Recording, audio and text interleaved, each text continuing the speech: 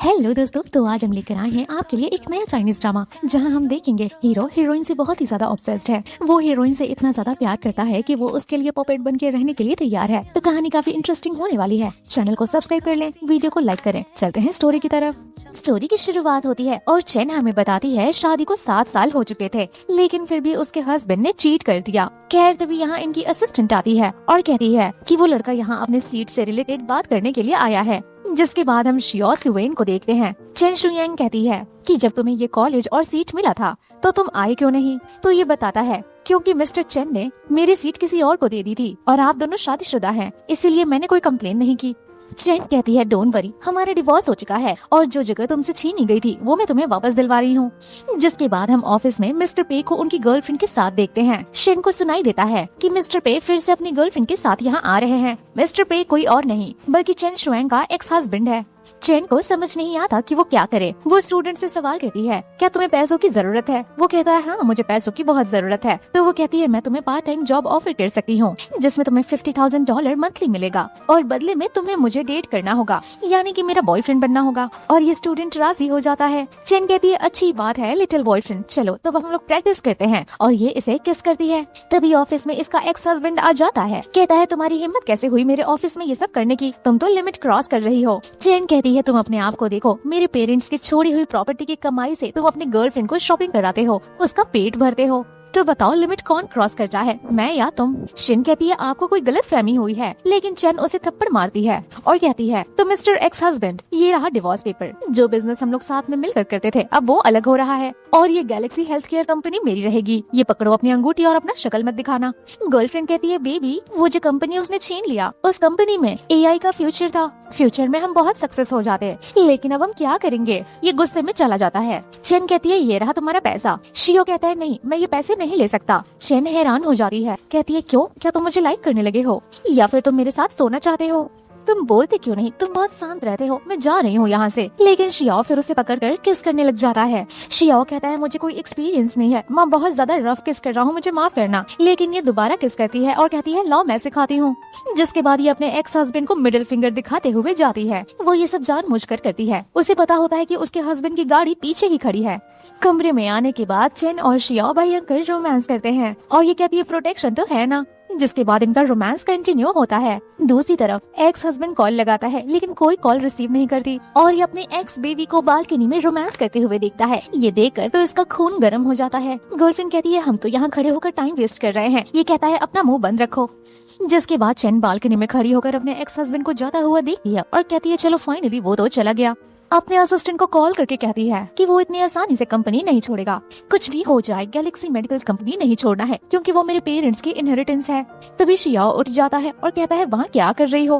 कहती है क्या हम सेकंड राउंड कर सकते हैं। खैर सुबह हो जाती है। चेन को मैसेज आता है कि मैंने सुना है तुमने अपने हस्बैंड से डिवोर्स ले लिया है और रात भर किसी मेल मॉडल के साथ होकअप किया। पूरे सोशल मीडिया पे ये बात आपकी तरफ फैल रही है। एंड देन ये सोशल मीडिया चेक करती है जहाँ सिर्फ इसके ही बारे में बातें हो रही होती है। चेन कहती है तुम तो ट्रेंड में छा गए, कांग्रेचुलेशन।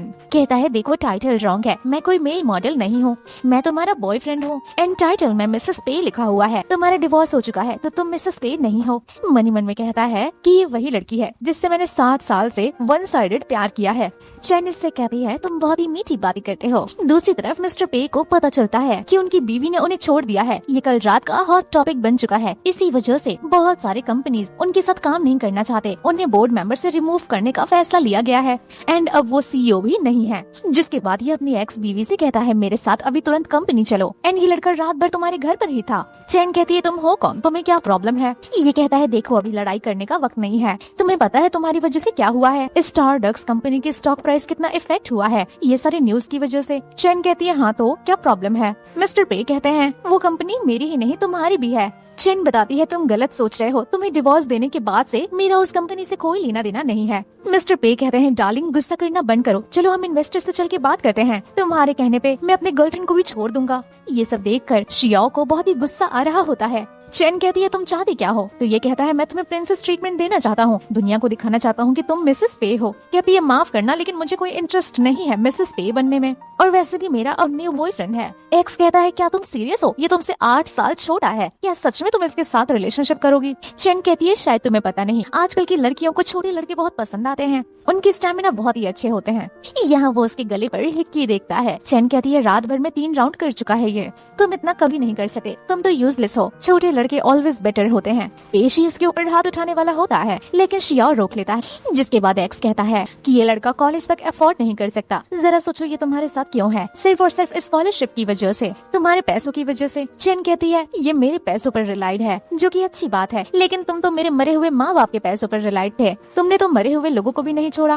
पहले खुद को देखो फिर किसी और के ऊपर उंगली उठाना, तुम्हारे जितना घटिया कोई नहीं हो सकता। इन दिन ये यहाँ से चली जाती है। नेक्स्ट सीन में शियाओ अपनी बीमार ग्रैंडमा के पास आता है और कहता है ग्रैंडमा मुझे वापस से मेरी स्कॉलरशिप मिल गई और अब मेरे पास पैसे हैं। ग्रैंडमा कहती हैं बेटा मुझे कोई सर्जरी नहीं करानी, तुम मेरा ट्रीटमेंट कराने के लिए बहुत पैसे खर्चे कर रहे हो, अपने स्कॉलरशिप से पैसे दे रहे हो। बहुत पहले अगर तुम किन परिवार में चले जाते तो तुम्हारे साथ कितना अच्छा होता, तुम यहाँ ग्रैंडमा के साथ रुक गए, जिस वजह से तुम्हें इतनी गरीबी झेलनी पड़ रही है। शियाओ कहता है मैं कहीं नहीं जा रहा, मैं वापस नहीं जाऊंगा, मैं आपका इलाज कराऊंगा चाहे कितने भी पैसे लग जाएं।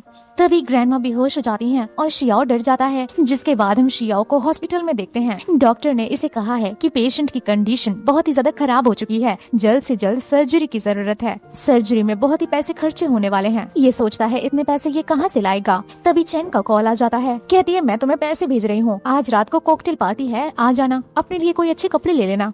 खैर दूसरी तरफ हम पार्टी का सीन देखते हैं। यहाँ चेन से एक लड़की कह रही होती है तुम्हारी हिम्मत कैसे हुई यहाँ आने की, तुम्हें थोड़ी सी भी शर्म नहीं आती, तुम्हारा डिवोर्स हो चुका है। चेन कहती है मुझे शर्म क्यों करनी चाहिए, मेरे हस्बैंड ने मुझे चीट किया था, उसकी गर्लफ्रेंड थी ऑलरेडी, शर्म तो उसे करना चाहिए। तभी एक लड़की आती है और कहती है दूसरे लोगों को ब्लेम मत करो चीटिंग के लिए, तुम्हारे में ही कोई ना कोई कमी होगी, तुम अपने हस्बैंड को प्यार नहीं दे सकी, उसे लाइन में नहीं रख सकी, तो वो दूसरी औरत के पास तो जाएगा ही। यहाँ इसके एक्स की जो गर्लफ्रेंड होती है वो कहती है प्लीज इसे ऐसा मत बोलो, इसकी कोई गलती नहीं है, सारी गलती मेरी है। तो ये लोग कहते हैं नहीं नहीं तुम अपने ऊपर कोई ब्लेम मत लो, सारी गलती तो इसकी है, ये है ही इतनी बदसूरत कि कोई लड़का इससे प्यार नहीं करेगा। चेन कहती है कभी तुमने अपनी शक्ल देखा है, हमेशा मर्दों के लिए तुम डेस्परेट रहती हो, मर्दों के बीच में तुम्हें अटेंशन चाहिए होती है, हमेशा उनकी तारीफें करती रहती हो, तुम्हारे जितना चीप नहीं हूँ मैं। तभी इसके बॉयफ्रेंड की एंट्री होती है जो सूट बूट पहनकर काफी हॉट लग रहा होता है और यहाँ सारी लड़कियों का अटेंशन उसकी तरफ आ जाता है। यहाँ ये अपने दोस्त को बताती है कि ये मेरा न्यू बॉयफ्रेंड है, मेरे डिवोर्स के बारे में न्यूज पूरे इंटरनेट पर फैल चुकी है,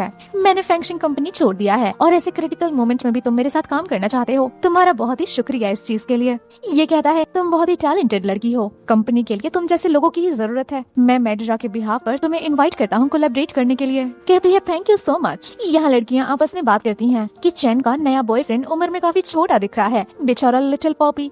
ये लोग आपस में बात करते हैं कि मिस्टर माइक मेडेरा के प्रेसिडेंट हैं और वो इस लड़की को इतना ज्यादा सपोर्ट कर रहे हैं, भगवान जाने इनके रियल कनेक्शन क्या है। शेन गर्लफ्रेंड आती है मिस्टर पे के पास, कहती है क्या ये र्यूमर सच में है, क्या वो सच में मिस्टर माइक के साथ काम करती है। वो उसे चुप रहने के लिए बोलता है। नेक्स्ट सीन में ये रेस्ट रूम जाती है लेकिन इसका एक्स इसके पास आ जाता है। एक्स कहता है अगर तुम माइक के साथ सो सकती हो तो मेरे साथ क्यों नहीं सो सकती, उसने तुम्हें कितने कॉन्ट्रैक्ट दिलाए हैं बताओ, मैं तुम्हें उसका दुगना दूंगा। चेनी से थप्पड़ मारती है, कहती है क्या तुम्हारा दिमाग खराब हो गया है, अभी क्या अभी हॉस्पिटल जाओ।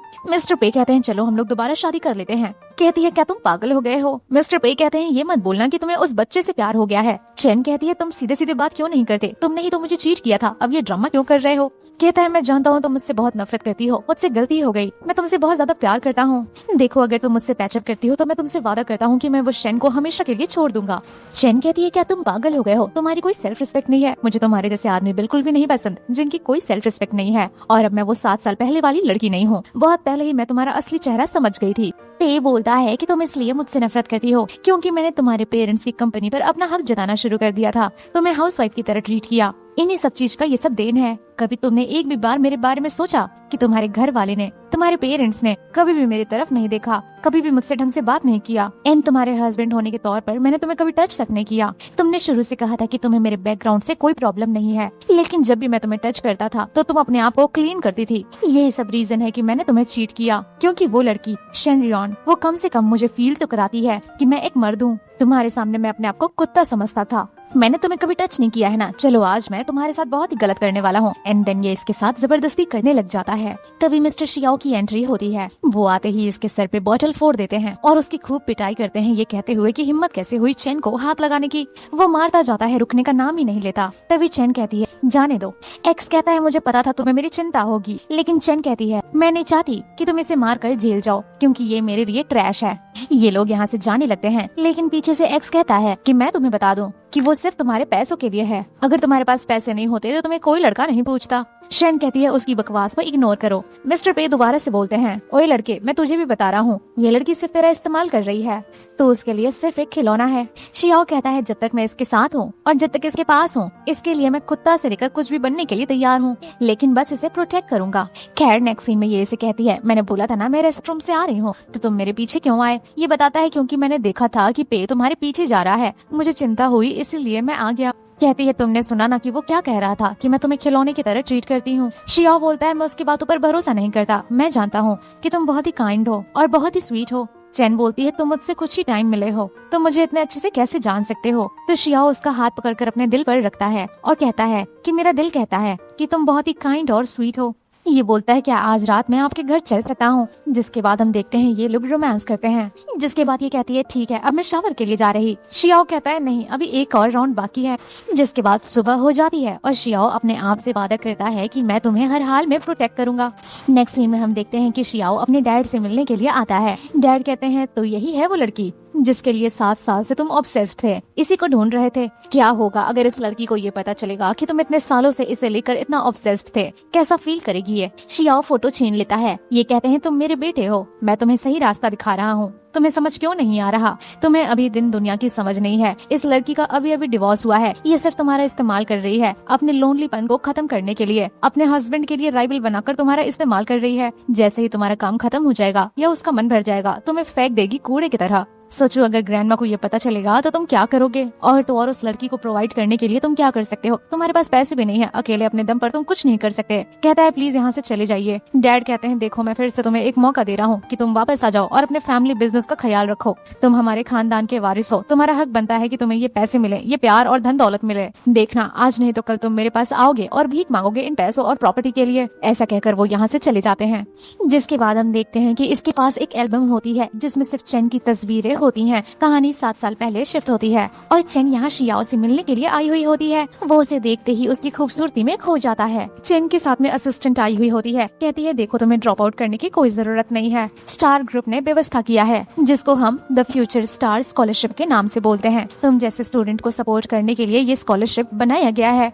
तुम जैसे टॉपर को ड्रॉप आउट लेना बिल्कुल भी शोभा नहीं देता, इसीलिए आज मैं प्रेसिडेंट चेन को तुमसे मिलाने के लिए लेकर आई। मैं चाहती हूँ कि तुम स्कॉलरशिप एक्सेप्ट कर लो। चेन कहती है हाँ मैंने तुम्हारे ग्रेड्स ऑलरेडी देखे हुए हैं, तुम पढ़ने में बहुत ही एक्सीलेंट हो, ड्रॉप आउट लेने की कोई जरूरत नहीं है। कहती है ये लो ये तुम्हारे लिए वेलकम गिफ्ट है। जिसके बाद ये दोनों लोग साथ में फोटो खिंचवाते हैं। कहानी प्रेजेंट में आती है। शियाओ कहता है बहुत सालों से मैंने ये सीक्रेट अपने दिल में छुपा कर रखा, एक दिन तो वैसा जरूर आएगा जब मैं इसके साइड खड़ा होऊंगा एज ए लवर बन के। तस्वीर में ये इसके हाथों में रिंग देखता है और पेन से उस रिंग को छुपा देता है। खैर कहानी प्रेजेंट में आती है। मिस्टर शियाओ को कॉल आता है कि हॉस्पिटल में कुछ तो गड़बड़ है, जल्दी से आप हॉस्पिटल आ जाइए। शियाओ भागते हुए हॉस्पिटल आता है। डॉक्टर से सवाल करता है कि मेरी ग्रैंडमा कैसी हैं?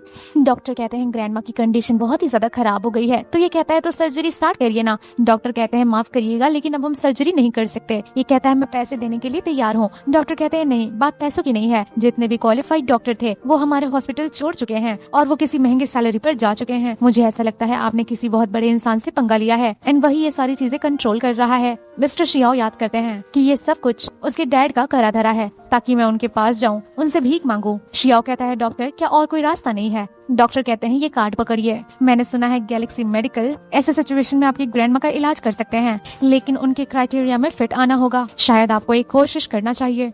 खैर नेक्स्ट सीन में हम देखते हैं असिस्टेंट आती है चेन के पास और कहती है कि ये नेक्स्ट पेशेंट का इन्फॉर्मेशन है। रेज्यूमे में नाम पढ़कर हैरान हो जाती है। असिस्टेंट कहती है मैम क्या कोई गड़बड़ है? ये कहती है नहीं नहीं, उन लोगों को अंदर लेकर आओ।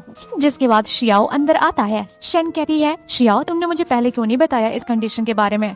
ये कहता है मैं तुम्हें हर चीज के लिए थोड़ी ना परेशान करूंगा। जिसके बाद ये इसे ढेर सारे पैसे ट्रांसफर कर देती है। ये कहता है ये बहुत ज्यादा है। चैन कहती है मैं चाहती हूँ तुम टेंशन फ्री रहो और मुझे अच्छे से डेट करो। दूसरी तरफ पे का दोस्त कहता है कि चैन आपसे बहुत प्यार करती थी, वो आपके प्यार में अंधी थी, अचानक से उसे नया लड़का कैसे मिल सकता है, वो दूसरे से प्यार कैसे कर सकती है? मुझे तो ऐसा लगता है वो अभी भी आपसे ही प्यार करती है, एक बार कॉल करके देखिए ना। ये कहता है मैंने सब ट्राई कर लिया, कुछ नहीं हो रहा। क्या नेक्स्ट सीन में हम देखते हैं शन शियाओ को बताती है कि उसके पेरेंट्स बहुत जल्द ही दुनिया को छोड़कर चले गए थे। मेरे पेरेंट्स ने मरने से पहले मुझसे एक बात कही थी कि वो अपनी पूरी जिंदगी बिजनेस को दे दिए, लेकिन उनके मरने के बाद उनके एशेस को हम रिवर में बहाएं ताकि वो हमेशा जिंदगी भर खुले घूमते रहें, क्योंकि रियल जिंदगी में वो हमेशा काम में बंधे रहते थे, बिजी रहते थे, खुद के लिए भी टाइम नहीं निकाल पाते थे। इन सब चीजों के बाद मैंने कंपनी टेक ओवर किया। मुझे सिर्फ एक ही चीज चाहिए थी, शादी करके एक स्टेबल फैमिली और अपना बिजनेस। लेकिन मुझे नहीं पता था कि मैं एक ऐसे इंसान से शादी कर लूंगी कि वो मेरे पेरेंट्स की प्रॉपर्टी का बहुत ही गलत इस्तेमाल कर लेगा। प्यार के आड़ में उसने मेरे पेरेंट्स की बहुत बेइज्जती की है। शियाओ कहता है कि इसमें तुम्हारी कोई गलती नहीं है। शन बताती है मैं अंदर से मर चुकी हूँ, मेरे अंदर प्यार की वासना दोबारा कभी नहीं जागेगी एंड शायद मैं पहली जैसी कभी नहीं बन पाऊंगी। मुझे किसी रिलेशनशिप में, शादी में नहीं आना बिल्कुल भी, और हमारे रिलेशनशिप का भी कोई मतलब नहीं है, तो चलो इसे एंड करते हैं। यह शाय कहता है कभी आपने रीड्स का पेड़ देखा है? जब भी बारिश होती है वो बहुत आसानी से झड़ जाता है, धूप में बहुत आसानी से सूख जाता है एंड ठंड में भी वो पौधा बर्बाद हो जाता है, लेकिन जो उसका रूट होता है यानी कि जड़, वो बहुत दूर तक फैलता है एंड जैसे ही मॉनसून आता है वो पौधा सबसे ज्यादा सुंदर दिखाई देता है, हरियाली से भरा, सुंदरता से भरा। खैर, आपने मुझे जो भी पैसे दिए हैं, ये जो कार्ड दिया है, इनमें से मैंने 1 रुपए भी नहीं निकाले हैं। मैं ये आपको वापस करना चाहता हूँ। ये पूछती है आखिर क्यों? शियाओ कहता है वो इसलिए क्योंकि मैं आपका नाम लेना चाहता हूँ। जैसे हर इंसान आपसे आपका नाम लेकर बात करता है, बिल्कुल वैसे ही मैं अपने आप को छोटा महसूस नहीं फील करना चाहता। चेन समझ जाती है, कहती है तुम जानते हो ना, तुम मुझसे 8 साल छोटे हो, तुम्हारे पास मुझसे बेटर ऑप्शन है, लेकिन फिर भी क्यों? शियाओ कहता है मुझे बेटर ऑप्शन नजर नहीं आते, सिर्फ तुम नजर आती हो। शियाओ समझाता है एज मैटर नहीं करता, मैरिज हिस्ट्री मैटर नहीं करता, मेरी नजर में तुमने कभी कोई गलती नहीं की है। ये कहती है तुम बहुत यंग हो, मे बी तुम्हें जो फील हो रहा है शायद वो लव नहीं है। जिसके बाद शियाओ चेन का हाथ अपने दिल पे रखता है और कहता है मैं जानता हूँ कि ये प्यार है, अगर तुम मुझे नहीं मिली तो वो मेरी जिंदगी भर का रिग्रेट रहेगा। जिसके बाद ये इसे फॉरहेड पर किस करता है। ये मन ही मन में सोच रही होती है मुझे माफ कर दो कि मैंने तुम्हारा फायदा उठाया, मैं बहुत गलत थी। खैर, अगले दिन हम देखते हैं असिस्टेंट आती है और कहती है कि जब से आप वापस से गैलेक्सी में आई हैं, ये कंपनीज आपके साथ कॉन्ट्रैक्ट करना चाहती हैं। शेन कहती है बहुत ही अच्छी बात है, ये सारे कॉन्ट्रैक्टर्स मेरे फादर के साथ भी कॉन्ट्रैक्ट कर चुके हैं, उनके पार्टनर थे। इस प्रोडक्ट के डेवलपमेंट के लिए हमें इनके एक्सपेक्टेशन पर खड़े उतरना होगा। तभी एक आदमी चिल्लाते हुए आता है कि तुम्हारी वजह से मेरी वाइफ लंगड़ी हो गई, पैरालाइज हो गई। असिस्टेंट बताती है कि ट्रीटमेंट के बाद जो भी इंस्ट्रक्शन दिए गए थे वो इन्होंने फॉलो नहीं किए, जिसकी वजह से वाइफ पैरालाइज हो गई और अब ये आपको ब्लेम कर रहे हैं। ये कहता है कि आज मैं तुम्हें छोड़ूंगा नहीं, तुम्हें आज एक्सप्लेनेशन देना होगा, रिस्पॉन्सिबिलिटी लेना होगा। लेकिन तभी बीच में शियाओ आ जाता है और कहता है दूर रहकर बात करो, अदरवाइज वापस जाने लायक नहीं बचोगे। ये आदमी कहता है कि तुम कहाँ से बीच में आ गए और तुम हो कौन? अगर तुम लोग ऐसे ही गुंडागर्दी करोगे तो मैं पूरी कोशिश करूंगा कि गैलेक्सी मेडिकल की रेपुटेशन पूरी तरीके से खराब हो जाए। ये कहती है छोड़ दो उसे परेशान मत करो। तो ये आदमी कहता है क्यों, डर गए ना तुम लोग मुझे कुछ पैसे दे दो, मैं शांत हो जाऊंगा, मैं कंपनी के खिलाफ कुछ भी नहीं बोलूंगा। शेन कहती है ठीक है, बताओ कितने पैसे चाहिए तुम्हें?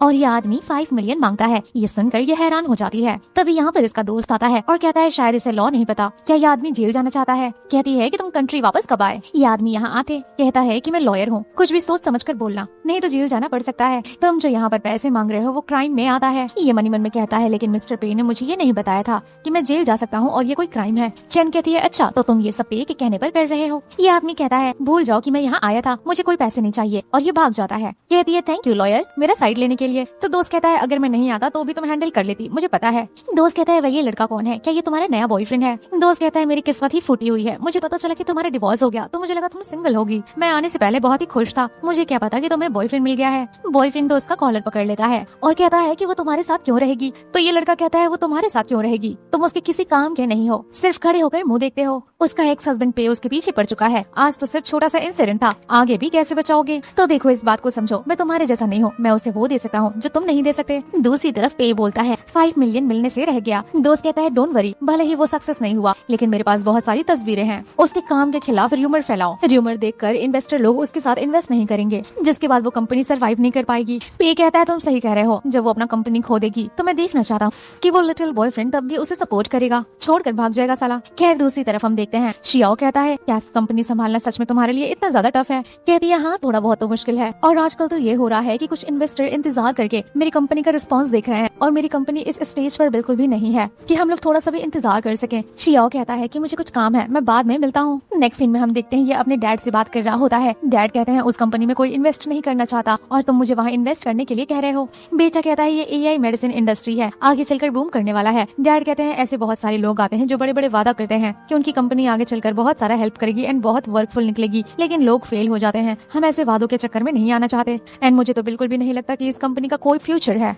अगर बिजनेसमैन के तौर पर देखा जाए तो मैं यहाँ बिल्कुल भी इन्वेस्ट नहीं करूंगा, लेकिन एज अ फादर मैं तुम्हारी हेल्प करने के लिए तैयार हूँ। तो कल तुम मेरे साथ डिनर करोगे एंड जो भी फंडिंग प्रॉब्लम है वो सब मैं सॉल्व कर दूंगा। जिसके बाद हम देखते हैं ये डिनर पर आता है। डैड कहते हैं मिलो इससे, वेंशु नाम है इसका, वेन फैमिली की सबसे रिचेस्ट डॉटर। तुम दोनों नैंजिंग यूनिवर्सिटी में साथ में पढ़ा करते थे। लड़की कहती है मैं तो इन्हें पहले से जानती हूँ। डैड कहते हैं अच्छा। लड़की कहती है लेकिन ये मुझे नहीं जानते। लड़की कहती है ये हमारे यूनिवर्सिटी का हीरो था, हर सब्जेक्ट में फर्स्ट आता था। डैड कहते हैं ये देखकर पता चल रहा है कि शायद आप मेरे बेटे में इंटरेस्टेड हैं। तो ये कहती है हाँ, आपके बेटे में कौन लड़की इंटरेस्टेड नहीं होगी, इतने इंटेलिजेंट एंड टॉपर है जो। डैड कहते हैं ठीक है, किन और वेन फैमिली में एंगेजमेंट होगा। बेटा कहता है लेकिन मैं इस चीज के लिए खिलाफ हूँ। डैड कहते हैं तुम्हें मेरा इन्वेस्टमेंट चाहिए कि नहीं? तुम जिस लड़की के साथ हो अभी वो तुमसे बहुत बड़ी है और तो और डिवोर्स है। तुम दोनों की शादी के बाद दोनों की फैमिली को बहुत प्रॉफिट होगा, तुम दोनों साथ में अच्छे भी लगते हो। बेटा कहता है क्या माँ को भी आप इसी नजर से देखते थे कि वो आपको कितना प्रॉफिट दे रही हैं? प्रॉफिट देना बंद कर दी तो आपने उनका जान ले लिया। बेटा कहता है मैं आपके जैसा बिल्कुल भी नहीं हूँ, मैं जिससे प्यार करता हूँ मैं उस पर कभी भी गिव अप नहीं करूंगा एंड मेरी जो भी प्रॉब्लम है मैं उसका रास्ता खुद निकाल लूंगा, मुझे आपसे उम्मीद लगानी ही नहीं चाहिए थी।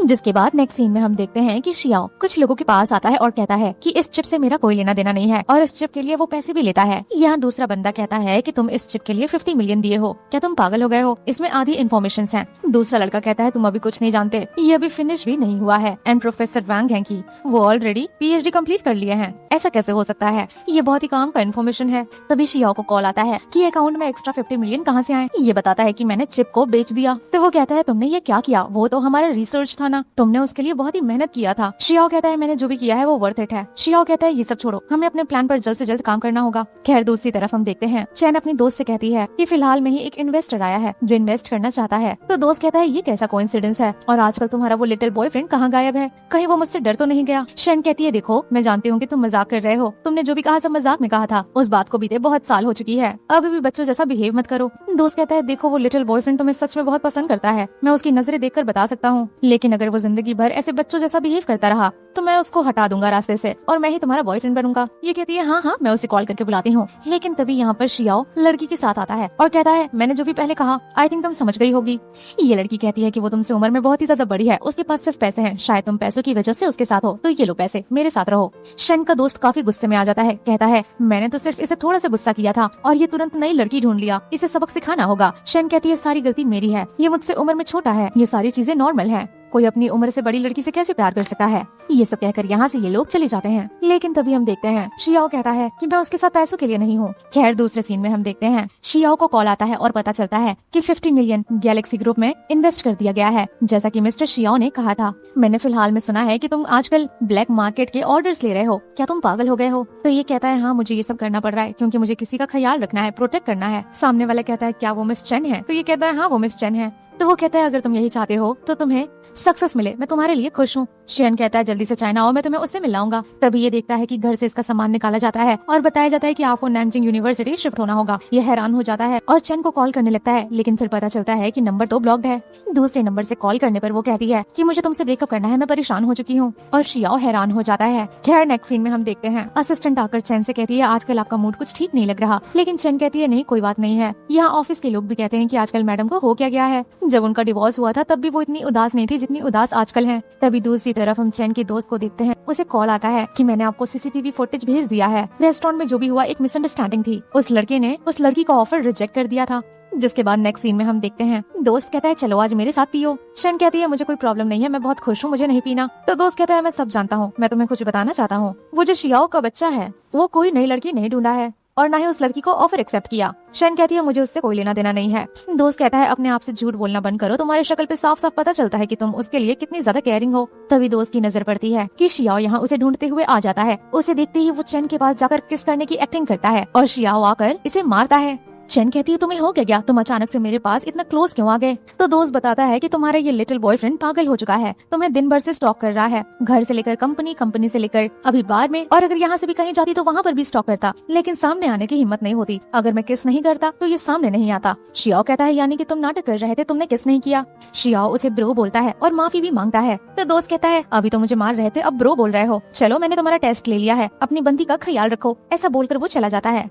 जिसके बाद शियाओ कहता है प्लीज मुझसे दूर मत जाओ, जो पनिशमेंट देना है दे सकती हो, एंड देन किस करने लग जाता है। अगली सुबह ये उठती है और बरामदे में आकर सोच रही होती है कि मुझे होश में आना होगा, मैं दोबारा वो गलती नहीं कर सकती। जिसके बाद ये पैसे रखती है यहाँ और चली जाती है। शियाओ जब उठता है तो ये देखकर हैरान हो जाता है। जिसके बाद हम चेन को ऑफिस में देखते हैं। यहाँ उसकी असिस्टेंट कहती है कि मैडम आपके गले पर हिक्की है, अभी थोड़ी देर में मीटिंग है। ये कॉम्पैक्ट देती है हिक्की हाइड करने के लिए। कहती है मैडम क्या ये वही लड़का है जिसके साथ आप इतने दिनों से हैं? तो ये कहती है हाँ। असिस्टेंट कहती है थैंक गॉड, वो लड़का आपके साथ बहुत ही स्वीट लगता है। वो लड़का बार बार अपनी टेरिटरी छोड़ रहा है, ये दिखाने के लिए कि वो आपके साथ है। मुझे फालतू का चिंता हो रहा था कि आप दोनों अलग हो गए। ये कहती है हमारे बीच में कुछ भी नहीं है, सिर्फ मैं उसके साथ सोई हूँ और ज्यादा से ज्यादा कुछ भी नहीं। और ये बात शियाओ सुन लेता है, उसके लिए फूल लाता है, लेकिन उसे काफी हर्ट होता है। पूछता है कि तुम ऐसा क्यों कर रही हो? चेन कहती है क्योंकि तुम यही डिजर्व करते हो। अभी कुछ दिन पहले मैंने तुम्हें एक लड़की के साथ देखा था रेस्टोरेंट में। कहता है प्लीज मुझे एक्सप्लेन करने दो, लेकिन चेन कहती है एक्सप्लेन करने की कोई जरूरत नहीं है, हमारे बीच में सिर्फ पैसों का लेन देन था। और अपने असिस्टेंट को कहती है कि इसे बाहर निकालो, आज के बाद ये यहाँ अलाउ नहीं है।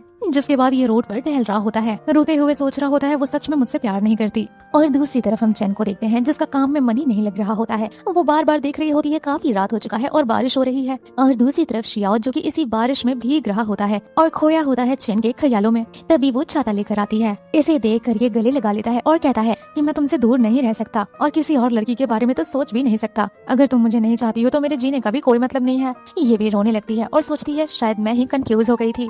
जिसके बाद ये दोनों दोस्त के पास आते हैं। दोस्त कहता है तुम दोनों के बीच की मिसअंडरस्टैंडिंग क्लियर हो गई क्या? चलो छोड़ो, वैसे आज मेरा जन्मदिन है। जिसके बाद दोस्त कहता है कि अगर स्मोक करते हो तो चलो। ये लोग बालकनी में आकर स्मोक करते हैं। शियाओ को तो खांसी आ जाती है और दोस्त कहता है तुम सच में बच्चे ही हो।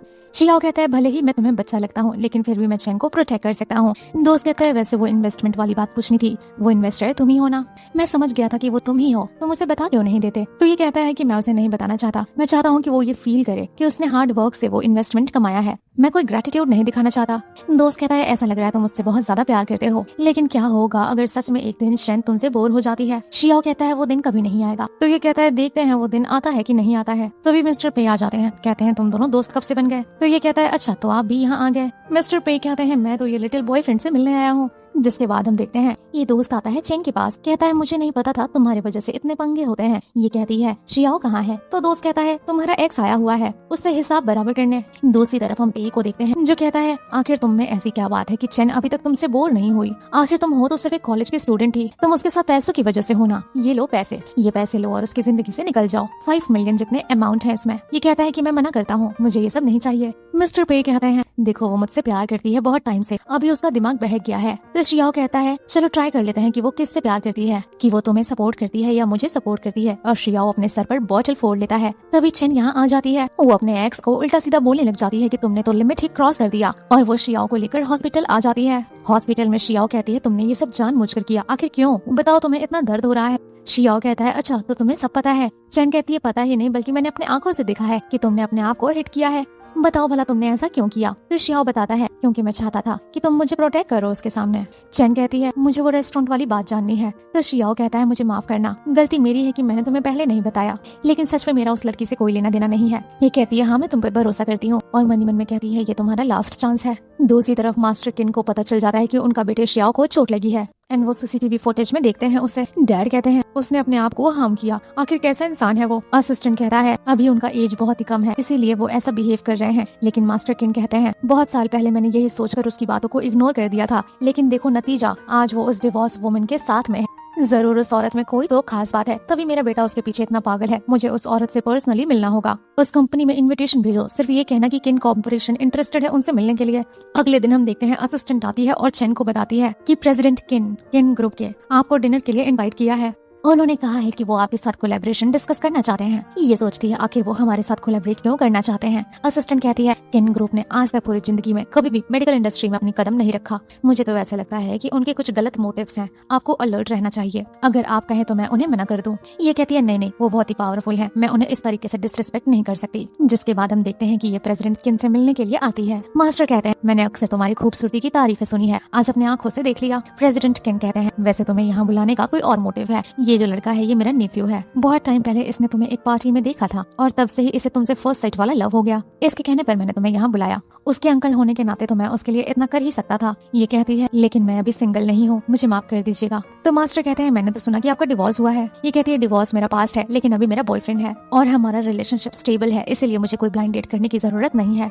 मास्टर कहते हैं मैंने तुम जैसे लड़कियों के बहुत रिलेशनशिप देखे हैं। मैं सिर्फ इतना कहना चाहूंगा कि तुम 27 की हो चुकी हो। हर कदम सोच समझ कर लेना, क्या पता जिंदगी भर पछताना न पड़ जाए। बार बार तुम बॉयफ्रेंड थोड़ी ना बना सकती हो। और वैसे भी शादी वादी वाले जैसे रिश्ते बड़े देखें तो अच्छा होगा। जो भी रिलेशनशिप मैंने देखा है जो ऊपर से बिल्कुल परफेक्टली लगते हैं वो अंदर से अनस्टेबल होते हैं। इसीलिए बिजनेस वुमेन होने के नाते दिमाग जरूर लगाना। ये कहती है ठीक है। एंड देन ये रेस्ट रूम में आती है और सोचती है कि रिलेशनशिप में बड़े लोगों का भी हाथ होता है। क्या शियाओ की ग्रैंड माँ मुझे पसंद करती हैं या नहीं। जिसके बाद हम देखते हैं कि ये घर आती है। शियाओ सवाल करता है कि इतना लेट कैसे हो गया, आप कहाँ थी। तो चैन कहती है क्या ग्रैंड माँ मुझे पसंद करती हैं या नहीं। तो ये कहता है हाँ ग्रैंड माँ तुम्हें बहुत लाइक करती हैं। लास्ट टाइम जब मैं उनसे हॉस्पिटल में मिलने गया था तो उन्होंने कहा था कि मैं तुम्हें लेकर जाऊँ उनसे मिलाने के लिए। वो तुम्हें थैंक यू भी बोलना चाहती है कि तुमने उनकी बहुत हेल्प की है। और तो और कहती है ठीक है, लेकिन तुमने कभी अपने पेरेंट्स के बारे में मुझसे क्यों नहीं बात किया। तो ये कहता है पेरेंट्स तो बहुत पहले ही छोड़कर चले गए। लेकिन ये बात सुनकर ये हैरान होती है और कहती है कि इसका शक्ल तो कुछ और ही बता रहा है। नेक्स्ट सीन में हम देखते हैं कि ये अपने असिस्टेंट को बोलती है कि शियोन के बारे में पता किया जाए कि उसके कोई रिलेटिव्स हैं या नहीं। जिसके बाद असिस्टेंट बताती है उसके रिलेटिव हैं, स्पेशली मास्टर किन। एंड देन ये मास्टर किन से मिलने के लिए आती है। लेकिन यहाँ मास्टर किन की बातें सुन लेती है कि वो अपने असिस्टेंट से कह रहे होते हैं कि मेरा बेटा बोर हो जाने के बाद उस लड़की को छोड़ देगा, मुझे ज्यादा एफर्ट्स करने की जरूरत नहीं है। असिस्टेंट कहता है आपको नहीं लगता कि ये गलत है। मास्टर किन कहते हैं उस जैसी डिवोर्स लड़की जिसके अंदर कोई सेल्फ अवेयरनेस है ही नहीं, ऐसी लड़कियां यही डिजर्व करती हैं। जिसके बाद नेक्स्ट सीन में ये आती है शियाओ के पास और कहती है तुमने मुझसे झूठ बोला। ये सब क्या है। तुमने मुझसे बोला कि तुम्हारे परिवार में सिर्फ तुम्हारी ग्रैंड माँ है, लेकिन अब ये क्या है। मैंने तुम्हें मना किया था कि मुझसे दोबारा झूठ मत बोलना। शियाओ कहता है प्लीज मुझे समझाने का एक मौका दो। लेकिन ये कहती है मैं तुम्हें कोई मौका नहीं दूंगी। मैंने तुम्हें पहले ही बोला था कि दोबारा कोई झूठ बोलोगे तो मैं तुमसे कोई रिश्ता नहीं रखूंगी। ये बोलता है कि मैंने जानता हूँ कि मैंने तुम्हें हर्ट किया है, लेकिन इसके पीछे एक रीजन है। भले ही वो मेरे डैड है, लेकिन मेरी मॉम बहुत टाइम पहले गुजर चुकी है।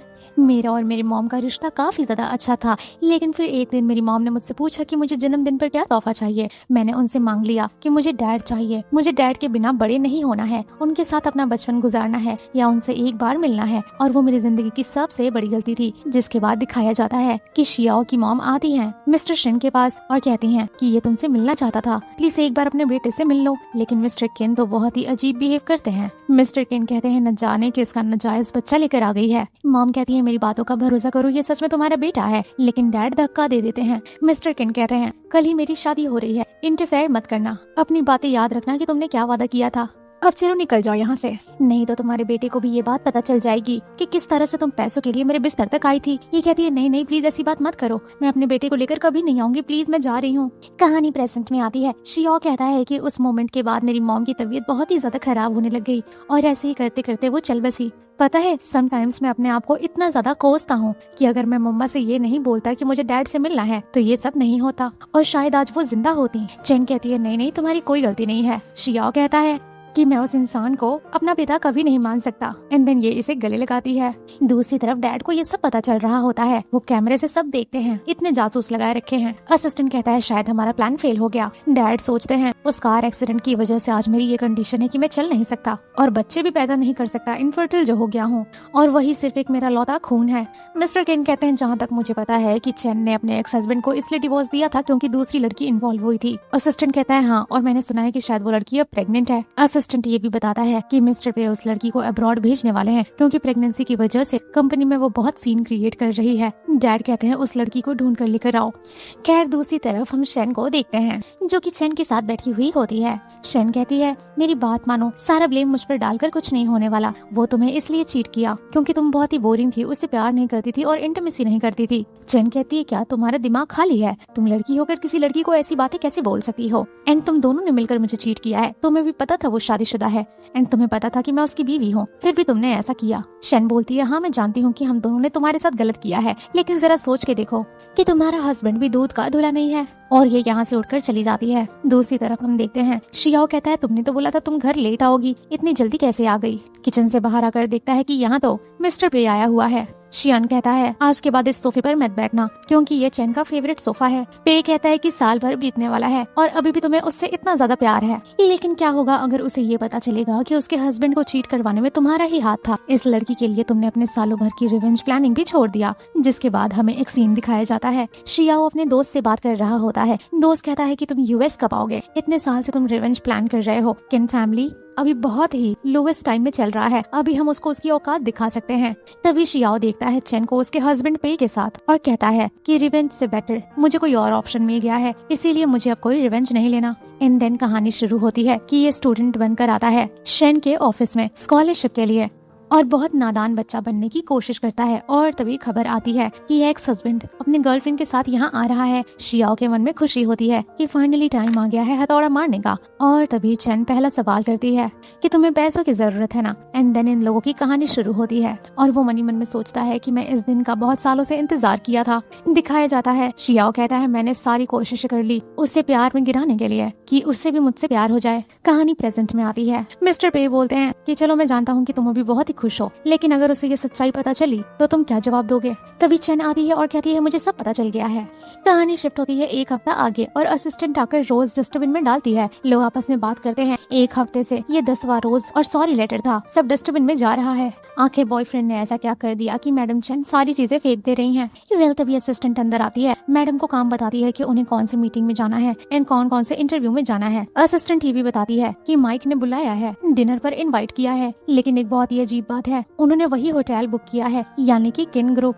मैडम अगर आप कहीं और जाना चाहती हैं तो आप बता दीजिए, मैं बात कर लूंगी। दूसरी तरफ हम देखते हैं शियाओ अपने डैड से कहता है कि आपने ही वो बात पे की गर्लफ्रेंड से चेन तक पहुंचवाई थी ताकि मेरा ब्रेकअप हो जाए, है ना? तो डैड कहते हैं कि बेशक तुम मेरे बेटे हो, तुम्हें सब पता चल जाता है। देखो बहुत टाइम हो चुका है और तुम उस खिलौने से बहुत दिन तक खेल लिए। अब बिजनेस की दुनिया में आना बहुत ही ज्यादा जरूरी है। मेरे हिसाब से शादी करना बहुत ही ज्यादा जरूरी है, नहीं तो हमारा फ्यूचर बहुत ही गड़बड़ हो जाएगा। लेकिन ये इन्हें बोलता है कि आपने जो किया बहुत गलत किया और ऐसा बोलकर यहाँ से उठकर चला जाता है। जिसके बाद ये असिस्टेंट को कॉल करके कहता है क्या सब ठीक चल रहा है? तो पता चलता है कि डैड के खिलाफ जो भी सबूत था वो सब ये लोग कलेक्ट कर रहे हैं और इसे कहा जाता है कि इतने दिन तक तुमने जो भी झेला वो वर्थलेस नहीं था। दूसरी तरफ हम चेन को माइक के साथ रेस्टोरेंट में देखते हैं। होटल से निकलने तक ये फॉलो करता है। एंड दिन अचानक से चेन शियाओ से टकरा जाती है। ये सवाल करता है कि आखिर मुझसे इतना दूर क्यों भाग रही हैं? ये कहती है तुमने सब कुछ जानबूझकर किया, मेरे हस्बैंड से तुमने इंटेंशनली चीटिंग करवाई, मुझे अप्रोच करने के लिए तुमने कितना चाल चला। ये कहता है देखो मुझे शुरू से लगता था कि पेशी बहुत ही नालायक है एंड वो तुम्हें डिजर्व नहीं करता। ये कहती है बस करो, हमेशा अपने आप को सही समझते हो,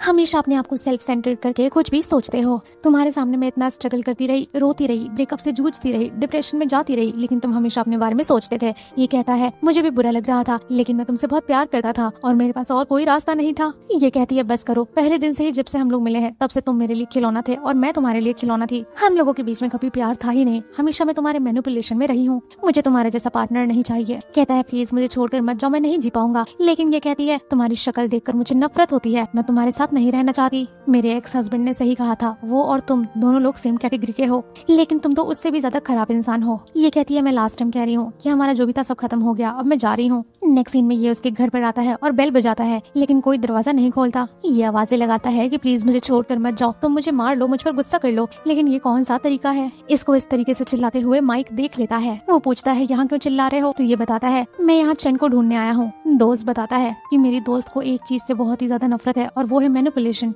उसे इतना मैनिपुलेट करने के बाद तुम उससे कैसे मिलोगे? ये कहता है मेरी फीलिंग, मेरा प्यार उसके लिए शुरू से सच्चा था। दोस्त कहता है तुम्हारा प्यार का कोई मतलब नहीं है अगर तुम्हारे अंदर सिंसियरिटी नहीं है। मैंने बहुत कोशिश किया कि तुम दोनों का रिलेशनशिप हो जाए, लेकिन तुम ही यूजलेस हो। वो यहाँ दरवाजा खोलकर जबरदस्ती अंदर आने लग जाता है। माइक कहता है प्लीज ऐसा मत करो, मुझे अंदर आने दो, मुझे उससे एक बार मिलना है। तो ये कहता है ड्रामा करना बंद करो, तुम किसी के घर में जबरदस्ती नहीं घुस सकते। लेकिन ये तो दरवाजे से हटने का नाम ही नहीं लेता।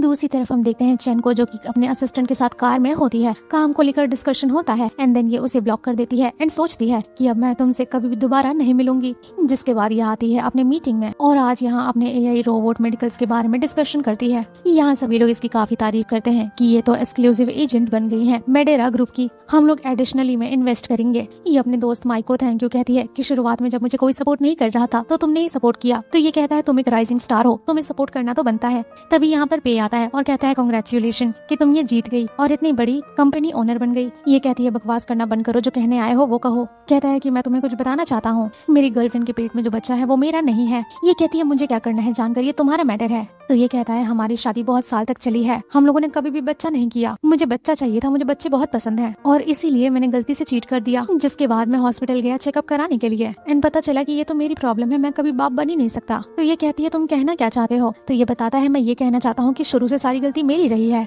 शुरू से ही मुझे तुमसे जेलसी होती थी, तुम मेरे सामने बहुत ही ज्यादा केपेबल इंसान थी और मैं अपने आप को छोटा महसूस करता था। तभी यहाँ शियाओ आता है, कहती है तुम्हें कैसे पता कि मैं वापस कंट्री में आने वाली थी। शियाओ बताता है मैंने न्यूज में देखा कि तुम वापस चाइना आने वाली थी। कहती है देखो हमारा ब्रेकअप हो चुका है, मुझे तुमसे कोई बात नहीं करनी। कहता है देखो मुझे तुम्हारे बिना नहीं रहना, मुझे कोई ब्रेकअप नहीं करना। कहती है किसी के बिना कोई नहीं मरता, जिंदा रहोगे, चिंता मत करो। और तो और ये दोनों को घटिया इंसान बोलती है कि दोनों के दोनों सेम टाइम पर मुझे मिलने आए यहाँ, तुम दोनों डिस्कशन करो, मैं निकलती हूँ। यहाँ पे बोलता है भले तुमने उसे ढूंढ लिया लेकिन अब वो तुमसे कभी पैचअप नहीं करेगी। शियाओ कहता है तुम्हें भी ये सब करना बंद कर देना चाहिए क्योंकि तुम भी इस गेम से कब का बाहर हो चुके हो। तो ये कहता है कम से कम मैं उसका एक्स हस्बैंड हूँ, एक बार हमारी शादी हुई थी और हम म्यूचुअल फ्रेंड भी थे। तुम अपना देखो ना, शुरू से तुम्हारा रिलेशनशिप मैस रहा है, घर जाओ और पापा का बिजनेस संभालो, ये सब तुमसे नहीं हो पाएगा। जिसके बाद पे बाहर आता है और कहता है चैन मैंने जो भी बोला सच बोला, मैं तुमसे बहुत प्यार करता हूँ, प्लीज मुझे छोड़कर मत जाओ। मैं मानता हूँ कि मैंने बहुत गलती किया, मैं गोल्ड डिगर से भी बहुत ही ज्यादा घटिया इंसान था, लेकिन सिर्फ मैन इनफ फील करने के लिए मैं उस लड़की के साथ रिलेशनशिप में आया, अदरवाइज और कोई रीजन नहीं था। ना तो वो मुझे सुंदर लगती है ना तो केपेबल लगती है, प्लीज मुझे एक और चांस दे दो। ये कहती है भले ही तुम्हारी गर्लफ्रेंड हो चाहे ना हो, लेकिन फिर भी मैं तुमसे शादी नहीं करूंगी क्योंकि तुमने मेरी डिग्निटी पर सवाल उठाया है एंड मेरे लिए शादी से बढ़कर डिग्निटी है। तभी यहाँ पर शियाओ आता है, वो देखता है किस तरीके से पे बार बार चैन को मनाने में लगा हुआ है एंड देन वो अपने असिस्टेंट को कॉल करता है और कहता है जल्द से जल्द इस आदमी की पूरी प्रॉपर्टी बर्बाद कर दो, सारे स्टॉक बेच डालो, मैं चाहता हूँ कि तुरंत खड़े खड़े ये बैंकरप्ट हो जाए। तभी शियाओ को ऑफिस से कॉल आता है और वो यहाँ से भाग जाता है। चैन घर आती है, फॉलो करते हुए शियाओ आ जाता है, कहता है कि पेशी से बात करना बंद कर दो क्योंकि उससे ज्यादा बेटर मैं हूँ, अगर बात करना ही है तो मुझसे करो एंड मैंने जो भी गलती की है मुझे उसकी सजा दो, तुम मुझे लॉक करो, कुत्ते की तरह मुझे अपने पीछे फॉलो करवाओ। तभी यहाँ पर चीन आता है और कहता है कि मेरे फियांसी के इतने ज्यादा करीब खड़े होना अच्छी बात नहीं है, थोड़ा दूरी बनाकर बात करो। शियाओ कहता है ये क्या कह रहे हो। चिन कहता है हाँ हम बचपन से एक दूसरे के साथ हैं, तो ये तो मैं बोल ही सकता हूँ। शियाओ कहता है मैं आखिरी वार्निंग दे रहा हूँ कि उससे दूर रहो। कहता है नहीं मैं दूर नहीं रहूंगा, लेकिन तभी चन कहती है तुम जाओ अपने कमरे में। अगले दिन चैन अपने दोस्त से कहती है कि अगर तुम इस काम में मेरी हेल्प नहीं करते तो बहुत ही प्रॉब्लम होता। तो दोस्त कहता है नहीं मेरा तो फर्ज बनता है तुम्हारे बिजनेस में हेल्प करने के लिए। ये कहता है लेकिन क्या होगा अगर उसे ये पता चलेगा कि तुमने उससे फेक शादी की थी। चैन कहती है पता चलने दो, वैसे भी हम अलग हो चुके हैं। तभी शियाओ आता है और कहता है क्या तुम्हारे दिल में थोड़ा सा भी दर्द नहीं होता मेरे साथ ये सब करने से। मैं तो सिर्फ भीख ही मांगता हूँ ना कि मुझे अपने साथ रख लो, मुझे अपने आस पास रख लो। इवन तुमने मुझसे इतना बड़ा झूठ बोला, झूठी शादी की तुमने मुझसे, तुम ये सब मेरे साथ क्यों कर रही हो। ये कहती है मुझे तुमसे अलग होना है, जितना रहना था मैंने रह लिया। तो ये कहता है नहीं मैं तुम्हारे साथ कभी भी अलग नहीं हो सकता एंड फोर्सफुली किस करता है। कहता है या तो मैं तुम्हारा हस्बैंड बनूंगा या तो मैं तुम्हारा लवर बनूंगा, उसके बीच में और कोई ऑप्शन नहीं है। तभी यहाँ पर दोस्त आता है और कहता है मुझे तो लगता था कि तुम बहुत ही मैच्योर हो, लेकिन तुम तो एक बच्चे की तरह बिहेव कर रहे हो जिससे कोई उसका खिलौना छीन लेता है। शियाओ कहता है अगर तुम्हारे लिए मैच्योर होने का मतलब अपने पार्टनर से दूर होना है तो हाँ मैं नहीं हूँ मैच्योर, मैं अपने पार्टनर से दूर नहीं हो सकता, मैं इसके साथ रहूंगा जिंदगी भर। तभी दोस्त कहता है शायद तुम्हारे डैड ये बात नहीं मानेंगे एंड तभी हम देखते हैं यहाँ इसके डैड आ जाते हैं। डैड कहते हैं तुम इतने अमीर खानदान के लौते बेटे हो और एक डिवोर्स वुमन के पीछे पागल हो गए हो, क्या तुम्हें थोड़ी सी भी शर्म नहीं आती। इस लड़की के चक्कर में इतने साल तक तुम ड्रिंक कर रहे थे, नशे में पड़े रहते थे। शियाओ कहता है वो मेरा पर्सनल मैटर है, उसे बताने की कोई जरूरत नहीं है। डैड कहते हैं आज मैं तुम्हें मार मार के तुम्हारी बुद्धि ठिकाने लगा दूंगा, तुम बहुत ज्यादा सर पे चढ़ गए हो। तो ये कहता है मैं आपको कभी डैड मानता ही नहीं, तो आपको यह हक किसने दिया। लेकिन फिर भी वो लाठी उठाते हैं और उसे मारते हैं। नेक्स्ट सीन में ये दोनों लोग बैठकर बात करते हैं। दोस्त कहता है मुझे तो उससे डर लगने लगा है, मुझे वो ऐसे दिखता है जैसे मुझे खा जाएगा। और चैन कहती है मुझे भी बहुत हैरानी हो रही है, साल भर बीत चुके हैं लेकिन अभी भी वो मुझे लेकर बहुत ही ज्यादा ऑब्सेस्ड है। तभी दोस्त कहता है मैं तुमसे एक बात पूछना चाहूंगा, क्या सच में उसे माफ करना इतना ज्यादा कठिन है। मैं जानता हूँ तुम्हारे साथ पास्ट में बुरा हुआ, तुम्हारा बहुत ही घटिया रिलेशनशिप था, लेकिन ये लड़का मुझे वैसा बिल्कुल भी नहीं लगता। तो फिर शन कहती है मैंने सोचा नहीं था कि तुम उसके लिए बोलोगे। तो ये कहता है मैं उसके लिए नहीं बोल रहा, मैं तुम्हारे लिए बोल रहा हूँ। और अब मैं समझ चुका हूँ कि तुम्हें उससे प्यार क्यों हो गया था, क्योंकि वो यंग है, रेकलेस है और प्यार के लिए कुछ भी कर सकता है। और मैं इतना सक्सेसफुल हूँ लेकिन फिर भी उसके जैसा बिहेव नहीं कर सकता। तभी यहाँ पर शियाओ का मैसेज आता है कि अगर तुम शादी भी कर लेती हो किसी और से तब भी मैं तुम्हारा पीछा नहीं छोड़ूंगा। रात के वक्त जब ये घर आती है तो बाहर ही शियाओ बैठा होता है। ये कहती है तुम यहाँ क्या कर रहे हो। तो शियाओ कहता है मुझे बहुत चोट लगी है। तो ये कहती है हॉस्पिटल जाओ। तो शियाओ कहता है नहीं, मेरा इलाज सिर्फ तुम कर सकती हो। चेन कहती है तुम क्या चाहते हो, मैं क्या करूँ। शियाओ कहता है मुझे अपने साथ अपने घर में ले चलो, अपने साथ रखो। तो ये कहती है नहीं, ये सब पॉसिबल नहीं है, हॉस्पिटल जाओ। लेकिन वो इसे पीछे से हक कर लेता है। एंड देन ये इसे चोट में देखती है, कहती है तुम्हारे डैड ने तुम पर हाथ उठाया।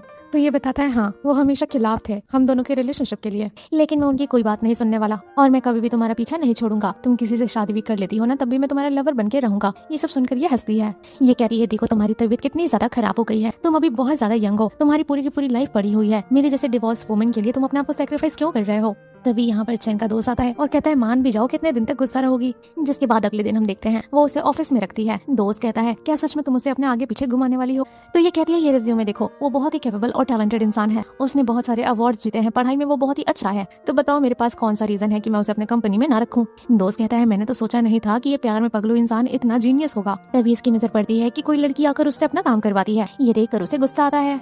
खैर रात के वक्त ये कहता है कि मेरी ट्रेन छूट जाएगी तो क्या अपनी गाड़ी से घर ले जा सकती हो आप। तो ये कहती है तुम मेरा जानबूझकर इंतजार कर रहे थे है ना। चैन कहती है मैंने तुम्हें पहले ही कहा था कि मुझे बहुत ही ज्यादा नफरत होती है जब कोई मेरे खिलाफ प्लानिंग करता है और झूठ बोलता है। ये कहता है मैं तो सिर्फ तुम्हारे साथ चलना चाहता था। ये कहती है सभी लोग कहते हैं कि तुम बहुत ही ज्यादा सेंसिबल पर्सन हो, लेकिन मैं तुम्हारे साथ जितना टाइम स्पेंड करती हूँ मुझे लगता है कि तुम एक भेड़िए हो जो मासूम बनने का नाटक करते हो। ये सवाल करती है क्या तुम मिस्टर शियाओ को जानते हो। मुझे पता चला है कि ये सीक्रेट स्टार बहुत सारे किन शेयर्स खरीद रहा है। जिस हिसाब से वो शेयर्स खरीद रहा है बहुत जल्द ही किन परिवार में एक नया ओनर होगा। ये कहता है मैं तो सिर्फ अभी अपना कॉलेज स्टार्ट किया हूँ, मुझे कोई आइडिया नहीं तुम क्या बोल रही हो। तो ये कहती है कि किन परिवार इतना बड़ा परिवार है, उनका स्टेटस बहुत बड़ा है, लेकिन वो जेंगचिंग कंपनी में क्यों इंटरेस्टेड होंगे, यानी कि उनके कोई और मोटिव है तभी तो वो इंटरेस्टेड हुए हैं। तो मैं तुमसे दोबारा पूछ रही हूँ क्या तुम मिस्टर शियाओ को जानते हो। वैसे छोड़ो, तुम कुछ ज्यादा ही परेशान हो रहे हो, मुझे क्या लेना देना, तुम यहाँ पर इंटर्न हो, मैं यहाँ पर बॉस हूँ। तो ये कहता है मुझे थोड़ा टाइम दो, मैं बाद में बताता हूँ क्या प्रॉब्लम है। ये आधे महीने का वक्त मांगता है। नेक्स्ट सीन में हम मिस्टर किन को देखते हैं। यहाँ पर वो इन्वेस्टर्स का इंतजार कर रहे होते हैं। आधा घंटा से ज्यादा हो चुका होता है। मिस्टर किन बोलते हैं क्या तुम्हें पता चला कि वो क्यों नहीं आए। तो असिस्टेंट कहता है क्योंकि उनकी तबीयत खराब हो गई है। लेकिन फिर ये यहाँ पर बताते हैं कि हमारी कंपनी के यानी कि जो आपके इकलौते बेटे हैं वो अभी तक कंपनी में नजर नहीं आते। इस वजह से बहुत सारे इन्वेस्टर्स सवाल उठाया करते हैं कि आखिर क्या बात है। उन्हें चाहिए कि आपका बेटा कंपनी में टेक ओवर करे। डैड कहते हैं वो जिद्दी लड़का अभी कहाँ है। तो ये बताता है कि वो मिस चेन की कंपनी को ज्वाइन कर चुके हैं। डैड की तबीयत अजीब सी होने लग जाती है और कहते हैं कि बिल्कुल अपनी माँ की तरह है। डैड कहते हैं कि हमारी कंपनी बहुत बड़ी है, हमारी कंपनी के आगे उस औरत की कंपनी की कोई औकात नहीं है। खैर मैंने सुना है कि शिन रुई पूरी की पूरी अकेली हो गई है, पेशी ने उसे छोड़ दिया है। वो लड़की एक नंबर की डम है और हम इस लड़की का इस्तेमाल कर सकते हैं। नेक्स्ट सीन में ये आते हैं शन से मिलने के लिए। शन कहती है अभी क्या काम है, मैंने बहुत कोशिश की उन दोनों को अलग करने के लिए, लेकिन वो दोनों कभी अलग नहीं होने वाले। मिस्टर किन इसे चाकू देते हैं और कहते हैं कोई और काम करने के लिए। नेक्स्ट सीन में हम देखते हैं ये ऑफिस में चैन का इंतजार कर रहा होता है और सेक्रेटरी से सवाल करता है कि चैन अभी तक ऑफिस क्यों नहीं आई, आज तो उनका मीटिंग भी है। सेक्रेटरी बोलती है मैंने कॉल किया बट उन्होंने कॉल नहीं उठाया, मे बी शायद वो सो रही होंगी। ये कॉल करता है चैन को लेकिन वो कॉल नहीं उठाती। अपने असिस्टेंट को कॉल करके बोलता है कि शियाओ का लोकेशन जल्द से जल्द मुझे चाहिए। दूसरी तरफ हम देखते हैं शेन रुई ने तो चैन को किडनैप कर लिया होता है। शेन बोलती है कि शियाओ तुमसे बहुत प्यार करता है, पेशी भी प्यार करता है, तुम्हारा एक दोस्त चैन वो भी तुमसे प्यार करता है, इतने लोग तुमसे क्यों प्यार करते हैं, मुझे ही हमेशा लोग डंप कर देते हैं और हर्ट करते हैं, बताओ मेरे साथ ऐसा क्यों है, क्या मुझ में कोई कमी है, आज मैं तुम्हें मार दूंगी और अपने रास्ते से तुम्हें हटा दूंगी। ये कहती है तुमने अपने पैर पर खुद से कुल्हाड़ी मारा है, तुम कंपनी में आ सकती थी, काम कर सकती थी और अपना करियर अच्छा बना सकती थी, लेकिन तुमने ही शादीशुदा मर्द पर डोरी डालने का चूज की। इतने अच्छे यूनिवर्सिटी में तुम पढ़ रही थी, तुम्हें पता था कि मेरी कंपनी तुम्हें हायर करेगी, लेकिन तुमने तो मेरे हस्बैंड पर ही डोरी डाल दी है। एंड मैंने तो कभी ऐसा फील किया ही नहीं कि मैं तुमसे ज्यादा इम्पोर्टेंट या फिर ज्यादा टैलेंटेड हो। मैं हमेशा तुम्हें उस नजर से देखी थी कि तुम बहुत ही ज्यादा टैलेंटेड हो और आगे जाकर मुझसे भी बेटर कर सकती हो, लेकिन मैं ही गलत थी कि तुम्हारे लिए मैं अच्छा सोचती थी। कहती है झूठ बोलना बंद करो, पेशी ने तुमसे माफी मांगा था, मुझे भी छोड़ दिया, तुम्हें पेशी के साथ रहना चाहिए, तुम शियाओ के पास क्यों गई, मैं तुम्हें मार दूंगी एंड देन किनचन मुझे बहुत ही पैसे देगा, मैं अपनी नई जिंदगी की शुरुआत कर सकूंगी। तुम्हें लोगों की मदद करना बहुत ही पसंद है ना, तो चलो आज मेरे लिए थोड़ा मर जाओ। तभी मिस्टर शियाओ यहाँ आ जाते हैं। वो शेन को चाकू लगाकर सवाल करता है तो वो कहती है ये सब मैं नहीं कर रही, ये सब तुम्हारे डैड करवा रहे हैं, उन्होंने मुझे पैसे दिए हैं। ये कहता है मैं तुम दोनों को नहीं छोड़ूंगा। वो दोबारा से चाकू से अटैक करने के लिए आती है, लेकिन ये चाकू लग जाती है शियाओ को और वो डर जाती है कि मैंने तो किन के बेटे को ही मार दिया और यहाँ से भाग जाती है। नेक्स्ट सीन में हम हॉस्पिटल का सीन देखते हैं। अब वो खतरे से बाहर है। ये सोचती है कि तुम एक नंबर के इडियट हो, बीच में आने के लिए किसने बोला था, तुम्हारी जान भी जा सकती थी। मेरी पूरी जिंदगी लोगों ने मुझसे झूठ बोला, मेरा इस्तेमाल किया, लेकिन किसी ने मेरे लिए चाकू नहीं खाया। मेरे लिए तुम भगवान के भेजे हुए एंजल हो। ये सुनकर इसे होश आ जाता है और कहता है अभी तुमने जो बोला जरा वो फिर से बोलो। ये बताता है मुझे एनेस्थीसिया दी गई थी, लेकिन मुझे सब सुनाई दे रहा था। तो ये कहती है तुम पहले क्यों नहीं उठे, इतने देर से मैं रो रही थी और क्या उल्टी सीधी बातें बक रही थी। ये पूछता है तुम अभी कह रही थी कि तुम्हें मुझसे प्यार है, फ्यूचर में क्या तुम फिर से मुझे अलग करोगी। ये कहती है नहीं, मैं ये गलती दोबारा कभी नहीं करूंगी। जिसके बाद शियाओ कहता है चलो चल के शादी कर लेते हैं। जिसके बाद ये दोनों लोग शादी करते हैं। जिसके बाद हम मिस्टर किन को देखते हैं, जिनको ये खबर मिलती है कि उन दोनों ने शादी कर ली है एंड इन्हें बहुत ही गुस्सा आता है। तभी चैन को कॉल आता है और वो डिनर के लिए उसे बुलाते हैं। ये अपने हस्बैंड से कहती है मैं भी शायद मैं तुम्हारे साथ घर ना जा सकूं, मुझे एक बिजनेस मीटिंग करना है। जिसके बाद वो मिस्टर किन से मिलती है और कहती है कि अब आपको क्या चाहिए। मिस्टर सिंह कहते हैं फेंसिंग ग्रुप में मैं 30% होल्ड करता हूँ, अगर तुम मेरे बेटे को छोड़ देती हो तो ये 30% मैं तुम्हें ट्रांसफर कर दूंगा। फेंशिंग कंपनी यानी कि इसके एक्स की कंपनी। ये फेंशिंग कंपनी शियाओ के पेरेंट्स की कंपनी थी जो कि इसका एक्स लेकर बैठा हुआ है। ये सारी बातें बाहर खड़ा होकर शियाओ सुन रहा होता है। यहाँ शेन कहती है कि आप चाहते हो कि ये 30% शेयर के लिए मैं अपने हस्बैंड को छोड़ दूं। मिस्टर किन कहते हैं हाँ ये बहुत ही प्रॉफिटेबल डील है, तुम्हें तो कभी भी कोई भी लड़का मिल सकता है।